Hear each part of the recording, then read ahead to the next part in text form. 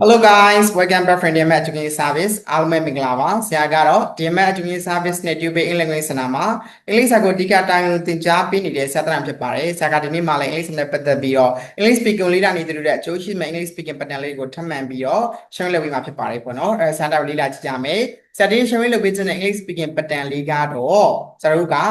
အချိန်ကုန်နေတယ်ပေါ့နော်အလုပ်တစ်ခုမှကိုကအချိန်ကုန်နေတယ်ဒါမျိုးပြောတဲ့အခါဘယ်လိုပြောလို့ရတယ်လဲဆိုရင်တော့တဲ့ subject plus was busy plus ပဖိုင်သုံးရဖြစ်ပါတယ် subject plus was busy plus ပဖိုင်ကြီးသုံးရဖြစ်ပါတယ် subject plus was busy plus ပဖိုင်ကြီးသုံးရဖြစ်ပါတယ် subject plus was busy plus ပဖိုင်ကြီးသုံးပြောလို့ရဖြစ်ပါတယ်ပေါ့နော်သူရတဲ့ပေလေးကတော့ကျွန်တော်တို့ကအချိန်ကုန်သွားတယ်ဒါနဲ့ပဲအချိန်ကုန်နေတယ်လို့ပြောတဲ့အခါမှာသုံးပြောလို့ရဖြစ်ပါတယ်ဒါလို့ကျွန်တော်8 minute ပြောရင်ပို့ပြီးတော့မှတ်မိတယ်မှာဖြစ်ပါတယ်အဲ့တော့တစ်ချက်လောက်ကြည့်ကြမယ်နော်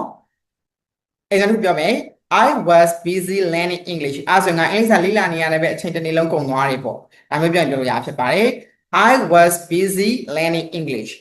I was busy learning English I was busy learning English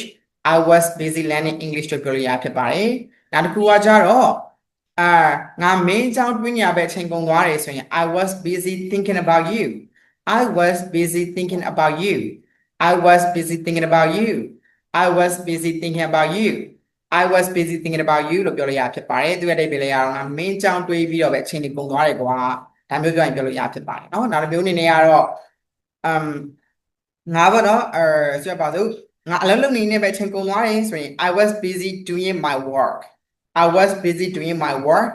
I was busy doing my work I was busy doing my work